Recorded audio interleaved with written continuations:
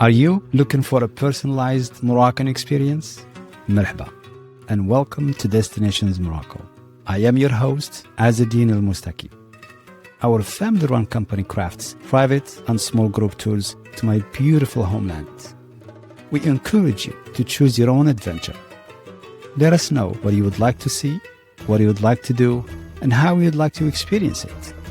We put together a tour based on your interests and priorities. The podcast is here to help you find ideas and inspirations. Let us plan your perfect Moroccan tour. Schedule a free 30-minute discovery call today at destinationsmorocco.com. Welcome back to another amazing episode of Destination Morocco podcast. In this episode, we have the one and only Ted. Welcome back to the show. So thanks. It's always a pleasure to have you. Yeah, it's fun. You haven't done this in a little while. Oh, I know. It's almost 6 months. So last time we talked about the trends and expectations for travel to Morocco. So almost 6 months now. Mm-hmm. And the trend, this has been the best year and busiest year so far ever for Morocco travel. Wow. It is super busy. The numbers are incredible. And because of those events that we talked about some MICE events, corporate events, international events, soccer events, especially soccer events this year. Yeah. The Moroccan women under 17 indoor, they won the World Cup. Then we're hosting the World Cup under 17 again, and we're hosting the Arab Cup, the African Cup. So you can just imagine how crazy busy it is. And it's we always recommend, if you're booking your tour, do it ahead of time. 2 months sometimes it's not enough time because of the high demand. So, and also keep in mind, if you're traveling in December, especially the last 2 weeks, probably right now is about time to book, because it's going to be really, really busy with the holidays and the Christmas and New Year.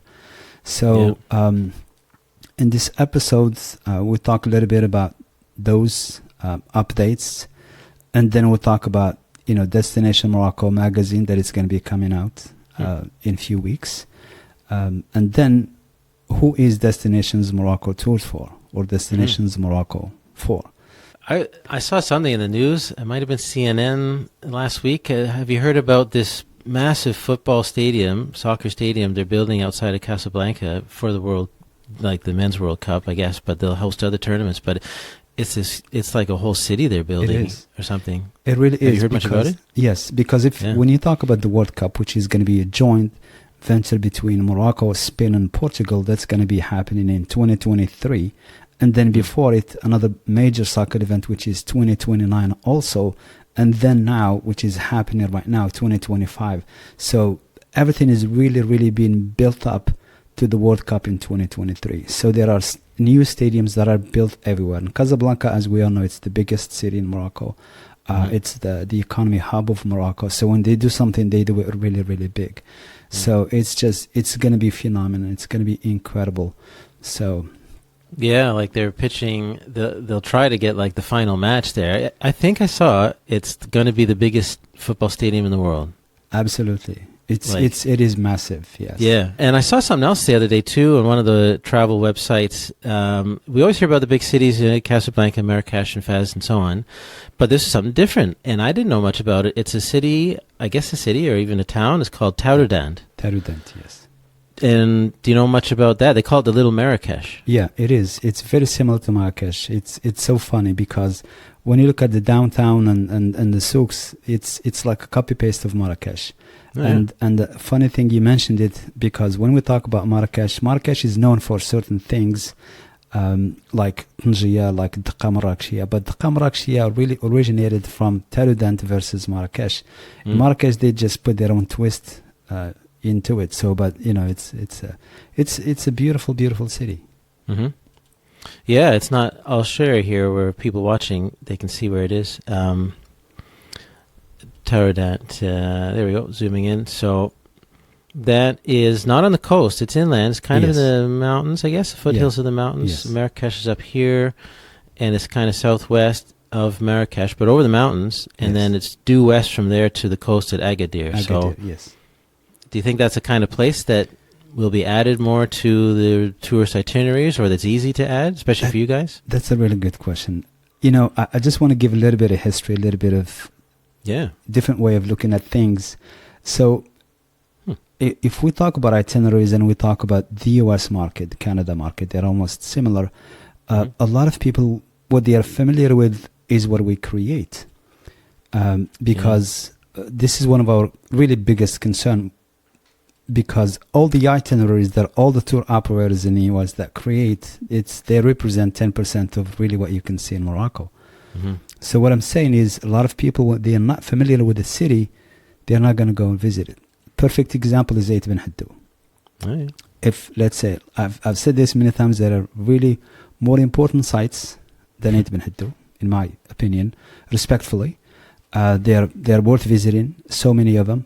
But because of Hollywood and because of the movies that they're made in Ait bin Haddou, everything else, that people don't have the time to go and visit. They're not interested in. So Terudant is one of those cities. Yeah, we do itineraries where you can include Terudant, you can include, Agadir, you can include Dakhla, you can, the west side of Morocco is, to the west, is still untapped.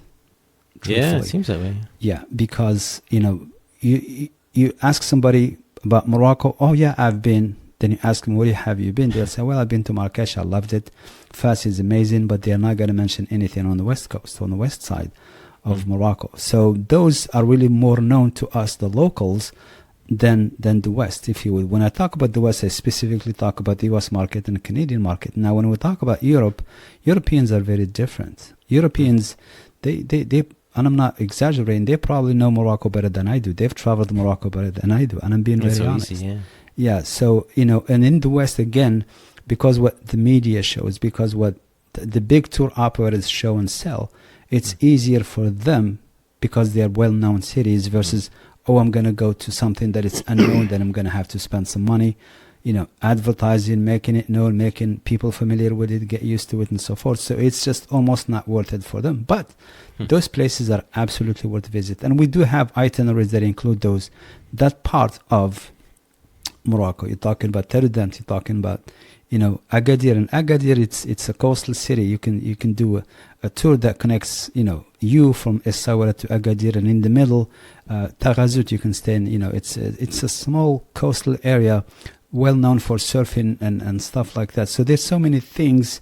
Unfortunately, we sell what the customers want, what the clients want. That's what we do. But if somebody said, hey, just give something open to me, then we can create something really, really, really magical. So sure, yeah. Plus, big part of the beauty of you guys, you have that kind of flexibility. You're not locked into these rigid itineraries and suppliers and set time periods. You can add things. Someone wants to add. It would take, an extra 2 or 3 days, I'm sure, to really get out to Terudant or Agadir and then say back to Marrakesh. But if they have the time, you can do it. You can easily add that on. You're absolutely right, Ted, yes. Yeah. This would be a fun drive then from Essaouira. It really, really is. Down the coast.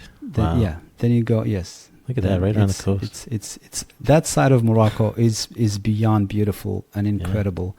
And it's, in a way kind of sad because it's still unknown to the West in terms of exploration. But, this is one of those moments, I think, where it's like, get there before it takes off. Yes. For the Europeans, they're very familiar with it. Agadir, it's a hot spot, especially in the summertime. It's super, super popular amongst the locals as well. So when, especially when I talk, I specifically speak about the American market. I'm not saying that none of them go, but it's very few. So, you need the time. And if it's your first time, maybe your only time in Morocco, Yes. You're going to see Fez, Marrakesh, and the big sites. And it really does take either prioritizing doing something off the tourist path, something different, or having the time, having that extra few days to definitely go to an extra spot. Yeah. But the point is that you guys can do it. Yeah. Absolutely, Ted. Do you get in any of these towns? Then Terudant's a good example. Do you still find the riads and the usual Terudant, places? It's you can still it's very touristic. It's a lot of resources, natural resources. Terudant is beautiful. It's it's gorgeous. All that side, Terudant, Tiznit, Agadir, all that side. It's a beautiful, Yeah. beautiful area of Morocco. Yes. Well, let's take a look at your magazine. So I will say apologies to those who are listening. I've talked about this many times that I'm a big fan of audio podcasts, and podcasts, yes, should be something you can listen to while you're in the car, etc. But every once in a while, we have episodes where there's just beautiful pictures, and we're recording this. Of course, we publish on video on YouTube. So if you do have the chance to watch this episode, at least parts of it here, where we're talking about the magazine, you'll get some beautiful pictures, and you'll get pretty inspired to see some of these places. So tell us a bit about your magazine and who it's for and what the plan is with that, and then we'll take a look at some of it. Thank you, Ted. The magazine, we are still working on it. There's me and the creative team. Mm-hmm. This is kind of a sneak preview. Yeah, this is a really, really good presentation of this is the tour that we took back in the summer of 2023. Again, we were in Morocco. I was there for 50 days. 40 days of those 50 I was on the road. Mm-hmm. So you can just imagine the areas, the places, the ground that we have covered. It was an amazing, amazing experience. And we wanted to share it with everyone. So that's what the magazine is for. And also, it's, we'll have it on the website so people can download it and take a look at it. It'll help them, with their research, traveling to Morocco or need help with us booking their tour. They can do that as well. So in this magazine, we talk about, the major cities that we, Marrakesh, Fez, Casablanca, Rabat, and places to see and visit, a little bit of description, then the experiences, Ahwash, Berber experience, Merzouga experience, the same thing that we have tons of videos for. Yeah. And also we show the accommodations, luxury, riads, hotels, different places that you can stay, just examples. We can't really cover everything, but just examples. And then at the end of the magazine, we have itineraries for people to, just to take a look at, just to inspire them, they can do it themselves, but it's going to be very difficult. Or they can just set up an appointment and we take care of everything for them. Yeah, so, that's great. Yeah, thank you. Good. So let's take a little bit of a look at some great places to see and activities and what you guys have got here. Yes. So many memories. Yeah, that's so this is Eid bin Haddou. Everybody knows about Eid bin Haddou. We just talked about it. So it is definitely a must stop. On your way to the desert, if you have it on your itinerary. So, and this is one of the women's co-op that we were a host. And Sarah was just incredible. We sat down, we did a podcast episode, and the place it is super clean. It's amazing the way that they do their business, and they help other women come into the co-op and just wave their carpets and sell them, or some women that live kind of far from the village, they just do that job at their houses basically and bring it to the co-op and sell it, and everybody gets a portion. So the co-op is happy, they're making a sale, and the ladies they're getting paid. A lot of them, they're single moms, or they're widows, or they have kids to to support and families to support. So it's an amazing cause. So that was a great episode. We did published the video version of that back in February. So we're checking out. Yeah. They're there. Nice. Yeah, this is the entrance. You can see, those women.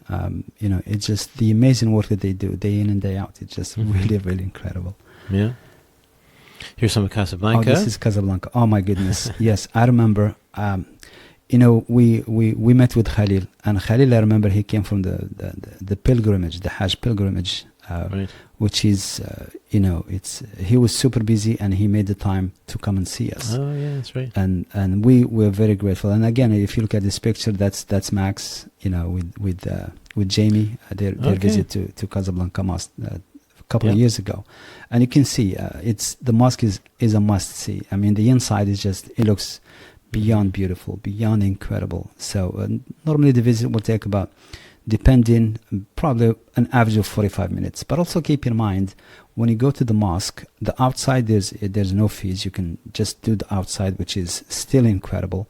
Take tons of pictures. If you can do, sunset, probably is going to be incredible. And then they have the museum, which was built after the mosque was completed back in 1993. So in the museum as well, it's a total different experience. You can see, the mosque, the pictures throughout its completion. It's just fascinating. Yeah, I remember that. Yeah, that was neat. Yes. Yeah. So this is in Chefchaouen. Yeah, me and the team. Yeah. So cool. you just scrolling down in downtown. This is Chefchaouen. It's one of the most popular spots close to downtown. And in the back, you can see the Reef Mountains. And Chefchaouen, they call it Chaouen or Chefchaouen because it's the translation is two horns. And if you look in the backdrop of that picture, that's one of the horns. Okay.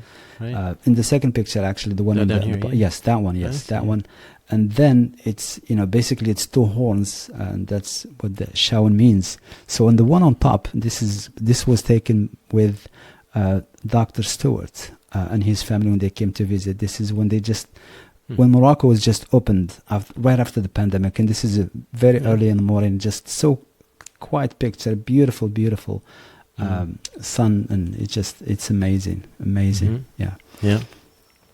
Oh, now we're down the south here, the Death Valley. Yes, this is the south, and again, the south then the north is super different. And this is where you can see we don't talk much about it, but you can see the Amazigh, architecture, the Amazigh, the way that they build their houses, the way they do things. This is the monkey's paw in the bottom picture, and then the couscous. Yeah, this I remember. This is really nice. I remember when we were served this. We had really good time. So a lot of really good memories that come back to me. Couscous too. As my son Hugo, of course, we all went 2 years ago, and he still remembers the couscous and he loves it. And a couple weeks ago, he's like, "We're having couscous tonight." Yeah. Oh my goodness! Yes, yeah. I remember Hugo when he went to Chefchaouen and he was wearing everything below. That's right. Yeah.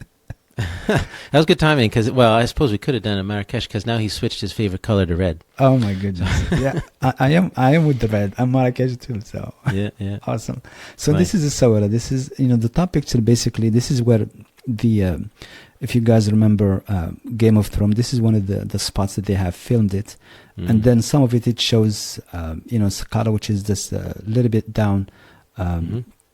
From here, then the two books, that's the Quran and the Torah, which is it's Beit Dakira, which is it's very important place, and highly recommended if you're in Sawara to visit. The inside probably maybe 10 minutes, 15 minutes, but it's definitely worth it.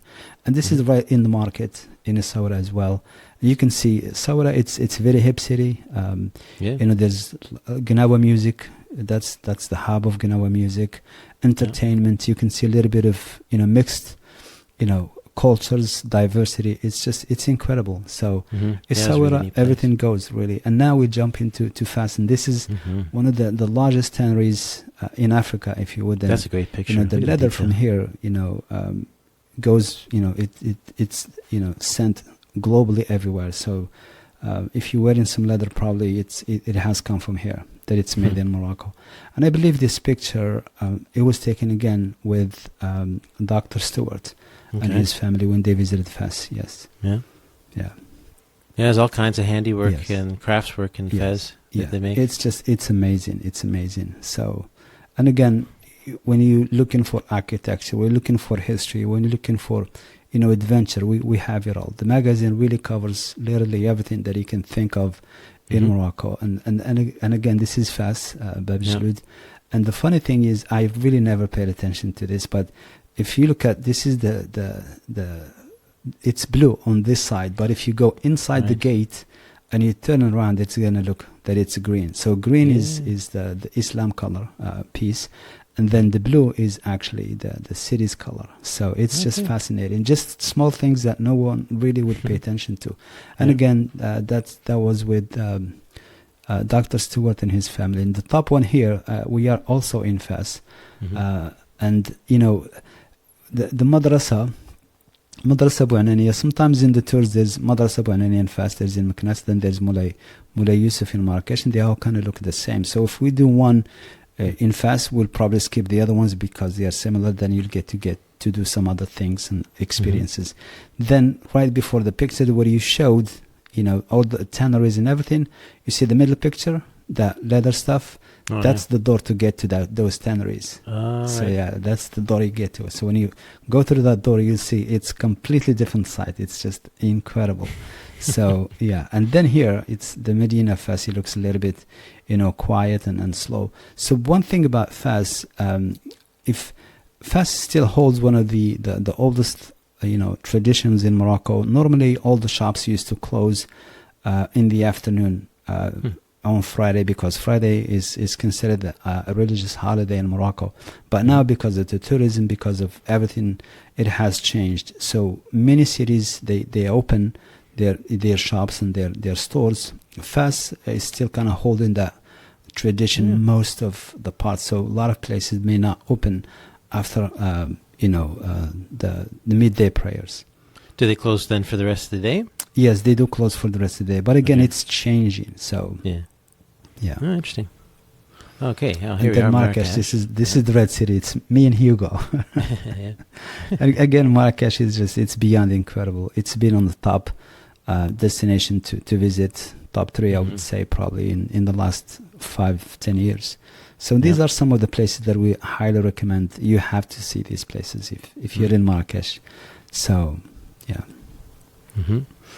And again, if you look at the bottom picture to the left, that's Madrasat bin Yusuf. You can still see the similarities of Madrasa Bananiya bin Yusuf and so forth. So then this picture in the middle, which is the water fountain, and behind it in the background, that's Kutubiyya Mosque. A lot of people don't get to see this because it's kind of hidden. It's in the back of the mosque. So in the front of the mosque, you'll see the big square. Across the street, you'll see the Jam' al-Fna square. A lot of people take pictures on that side, but then here, if you go around, that's where the fountain and the garden is. And it's just really, really beautiful. And then on top of it, obviously, most people will know it's Majorel Gardens, which is YSL Gardens as well. And then on the right-hand side, it's because of the setup. You can see that it's, Jam' al-Fna square. Yeah, those are the orange juice, stalls. And then craftsmanship. This is a small leather shop that we went to, and they were super nice to us. We were able to take some pictures with them, and just incredible. Yeah. Yes. So this is Meknes, and again, Meknes, we were super lucky. We had an amazing local guide in Meknes, and he was just beyond incredible. The way that he explained everything to us. I mean, so many hidden gems, so many must-see places. Normally, Meknes, the visit takes probably about an hour and a half, but in this case, he took his time to explain everything to us. So, and it was just an amazing experience. Yeah, it's it's one of the imperial cities, but it seems to be, it's less well known for sure than Fez and Marrakesh. So people often don't think about it. We like Meknes though. It was a different pace. It was kind of a big enough city for sure, but not quite as hectic or bustling as some of the other places. And it was a different kind of feel. I totally agree. And it's so close to Volubilis and Fez too, as well. It's easy to get to. Yeah.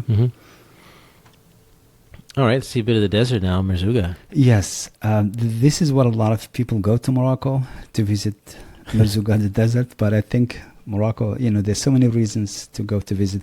But this one, it was a different experience because, the gentleman on top left, he was, a driver / local guide / rally driver, if you would, because he drove us around those the desert dunes. We had an amazing experience. It was so much fun. And what he's explaining to us on that top picture is, it has not rained in Merzouga at that time for 6 years, but there's still water running. Wow. And he explained to us there's a well that people come to from.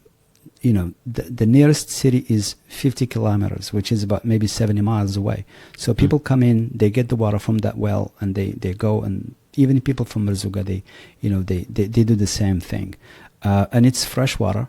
So, and he explained to us that, long time ago, they set up some irrigation system underground that it goes for miles and miles and miles. And fresh water comes from the dunes. Very far away, and they get filtered. It's very clean. It's very healthy. It's very fresh. And also, are you in Merzouga then here, like in some oasis? Yeah, this is an oasis in yes, we were in Merzouga, and this is a day tour that we did. Basically, we went to see the nomads. So this is this, we call it the nomad experience. Yeah. It's part of Merzouga, and I'll explain to you a little bit more, because that's what he explained to us. And then basically we go to, there's a place where we go to, they have fossils, obviously. They have mines. If you remember the episode we did about Muhammad from Khamliya village, that's where his grandfather used to work. In those mines, they still exist. So that's where we went, and they explained everything to us. It's close to the border to Algeria, and it's just amazing experience. You can see that there was a city there that it's abandoned, and you can see that it's fell apart. Obviously, it looks like Volubilis in a way, but with clay and not stones and marble and stuff. But it's just fascinating looking back at that site, that it was super active 100 years ago. Now it's completely just abandoned. Wow. Yeah. So recently in Merzouga it has rained quite a bit, and it has actually snowed. But the time that we were there, 6 years, they have not seen the rain, but the water is still there. So, yeah. All right, then Rabat is the next one, and I really like Rabat. It's a beautiful city. Yeah. Thank you. Yeah, Rabat it's you can tell it's the capital. It's very beautiful. I really, really like it. What I like about, the sites, they're next to each other. Yeah, that's true. You have, except the Udaya, which is on top, right? Then you have in the bottom, that's Hassan. Then on the left, you have Muhammad the fifth mausoleum right there. And they're walking distance. So we've got a chance to go to inside the mausoleum, which is sometimes not possible. So at that time, it was very nice. We took some pictures with the royal guards. They look big. So, and the inside, it's really, really mind blowing in terms of the architecture, the way that everything is. It's so beautiful. Yeah, so clean. Yeah, very clean. Yes. Yep. And Ali, I remember Ali was our local guide. Again, during that tour, we had some amazing local guides, and we always recommend them. You can do local guide, you can do national guide, you can do tour leader, but local guides are the best way to go, really. Yeah, that's true. Yeah. Because they know their city. Yeah. Absolutely. They know all those secret things, and then in your tours, you have that extra time. You don't have to wait around for 50 people or something. Yeah. You can take those extra few minutes to go and check out another little corner. Yeah. It's great. Yeah, Tangier is a great place for that, because yes. lots to see there, and this is right looking out over the Atlantic Ocean. Yes. That tower actually, we took some pictures from inside, but to go inside you have to pay actually. So, but it's definitely worth every penny, because you can see that the history is it's beyond incredible. Then you can actually see Spain from there. Right, in the distance. Yeah. In the distance. Yep. So this is me and Imran, the Hercules cave. It was a really, really cool experience. If you go right here, so if you go during the summertime, just give yourself a little time to wait. So there's a little bit of a wait time, and also just make sure you're dressed correctly, because the sun can be really, really hot. Yes, yeah. It must be cold in the cave, at least, right? Oh, in the cave, it's very cool. It's very nice. Yeah. Yes, and the sound of the wave hitting the rocks, it's just amazing experience. Yeah. Is this pathway boardwalk here in the city? Yeah. You see the one that you showed earlier before that minaret? Oh, yeah, okay. It's right near there. The lighthouse. Yes, yeah. It's right there next to it, actually. Walking distance. Okay. Huh. And that's Cape Spartel. Yes. Yeah. So that's just outside Tangier itself, right? Yes, it's a little driving distance from... the middle picture was taken. So, but it's definitely worth it, because this is the inside. Even on the outside, it's still fun. You can still take a lot of pictures. You can still, just hang around. So it's really, really nice experience. Nice. Cool. Okay. And then I think this is our last stop here in the magazine. You have some great pictures of Volubilis. Thank you. This is Volubilis again. This is from where Max and Jamie visited Morocco. When we talk about safety, Morocco is super safe. And it's a funny thing because I remember Nancy, when we did her episode, and she's been to Morocco several times. I think she has accepted the job there. And she travels, everywhere else. But her experience, and she was like, yeah, I see gendarmes everywhere. Les gendarmes, which is a kind of Moroccan term or a French term for, police, I would say, comparing to the U.S., probably state troopers, similar to it. So, and they are everywhere, and they're probably less than 1 mile from each other. You'll see, those Mercedes Sprinters. That's what they use, vehicles. So it's very safe throughout the country. Then from city to city, you have checkpoints, and there's so many checkpoints that are police. Everything is it is super safe. And again, this is Volubilis, which is the Roman city. It was destroyed back in it was an earthquake that hit Portugal, that's right, centuries ago, and the effect of it felt here. So in Morocco, there are actually 6 sites that are similar to Volubilis, but Volubilis is the one that stayed, the most intact, if you would. So there are 4 major sites to see in Volubilis, and the one on top, right-hand side, is one of them. That one. And then where Max and Jamie took a picture, that's another one. So it's, again, the history. When you go into Volubilis, especially summertime, because when you leave, if you're coming from Meknes, most likely it's going to be, midday. We're coming from Chefchaouen, when it's going to be midday again. Yeah. So you really have to dress up accordingly, especially, I don't have hair, so I have to protect. There's not a lot of shade there. Yes. So the sun can be really, really brutal. So, but we had a local guide, Hamid, who was just amazing. So, so much to talk about. I think Volubilis does not really get enough credit because this was a city that people, lived there. Over probably 50,000 people lived there. When you see it, when you look at that path and, walking into the city, it just feels like, I'm in a Gladiator movie, that scene with his hand, touching, the wheat, if you would. It really feels that way. You can still see the tracks from the wheels back then. The history is just incredible. It's for me, I visited many times and I can't wait to see it again, because every time I go, there's something new that I discover, something new that I learn. Yeah. There's so much to explore. It's true. Yeah. I remember seeing where they would press the olives to make olive oil. Yes. In these stone kind of bowls, I guess. Yeah. And, these are the exact things that were there 2,000 years ago. It's crazy. We still use some of those in Morocco, and you mentioned olive oil. So you have to understand the importance of olive oil to the Romans. They used to eat it. They used to bathe with it. They used it for cosmetics. In here, you can see where they used to bathe. And because the Romans, they love fish. They used to raise fish. You'll see the areas where they raise fish. In Volubilis, you see where they used to bathe with, many things. You'll see it. It's still intact. But if you go by yourself, they just look like, stones. They look like rocks. But that's true. It's without the local guides, you're not gonna. It just looks. You need someone to tell you what you're looking at, so Absolutely. You understand it. Mm-hmm. Cool. So that's a good taste of some of your magazine here. Thank you. Cover some experiences you can do, like the Awash experience with Yes. the music and the Berber culture. Yes. And the cooking class is a fun thing to do. Oh my God! Yes, There's it you was. guys. Yeah. Yes. And the Mazuga experience with camels for sure. Yeah.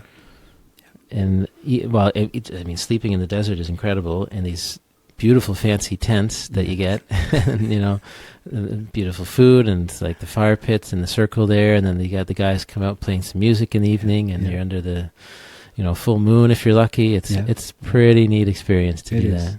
Yeah. And so then these are some of your itineraries. So whether it's 7 days, 8 days gives you a bit more time. Yes. 12 days. Now, these are like your set itineraries, but people can still craft what they want to do if they want to change things up, or they have a bit more time, whatever it is. That's again, that's what's great with you guys, is you can really customize what it is that you do. Yeah. It's in all the itineraries that we have built throughout the years. We have never built two itineraries that are the same, because each one is really tailor-made to that client, to the way they want to travel, what they want to see, where they want to stay. So there's no itineraries that are the same, so it's so just keep that in mind. Yeah, that's it. So it really speaks to what we're here for. I mean, we love to share ideas about Morocco, of course, things to see and do, but we're really speaking to people who are looking for a tour and they're trying to find the right person to go with. And if you're someone that's looking for that smaller experience, a small group tour, private tour, if you have a family or maybe an extended family, let's say 6 to 8 people or something, that's a perfect size to go on one of your tours. And I mean, of course, it's going to be a little bit more than if you're in a group with like 50 people, but you get so much more for your money, by doing it your way and having that personalized itinerary. It's great. I totally agree, Ted. Yep. Yeah. So that's just it. It's really for people, shopping for a tour and who like to travel that way, especially when it comes to Morocco. If it's your first time there, and if maybe your only time there, and you want to make the most of it and see it well with people who know what they're doing, and of course, a very safe experience and comfortable and all of that. So if you're shopping around for tours, then you guys are a great way to do it. Absolutely. Yeah.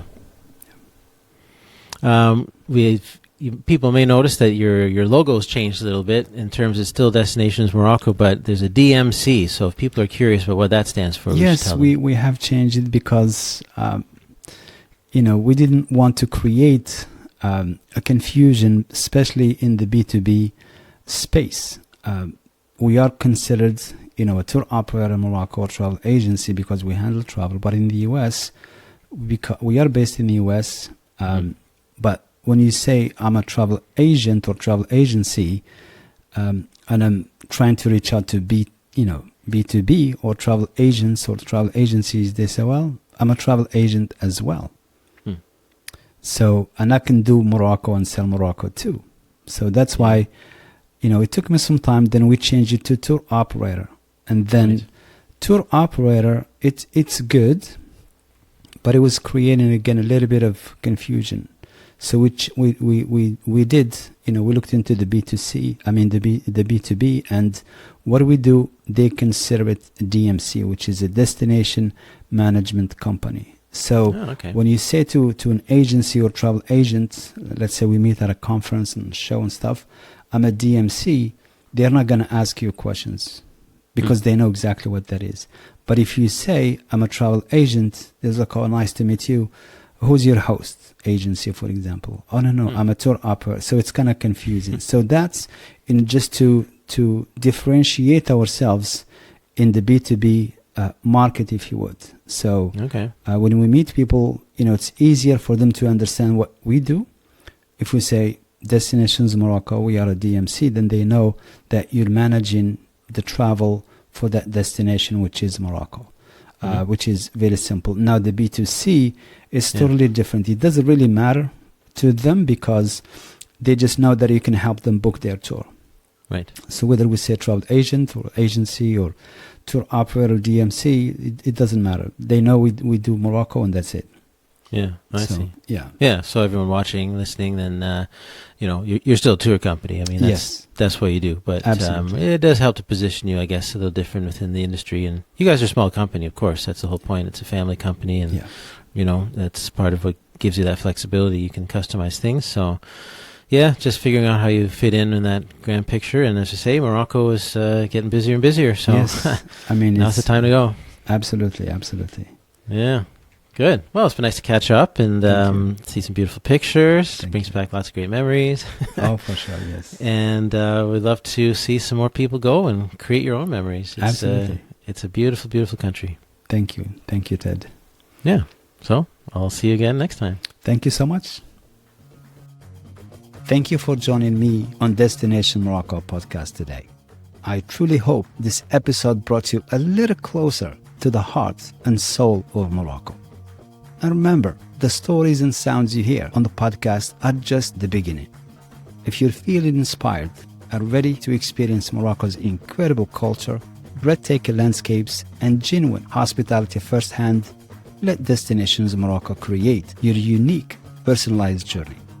visit destinationsmorocco.com to explore tour ideas, listen to past episodes, and most importantly, book your free discovery call today and start planning. Until next time, bislama. Thank you. Goodbye.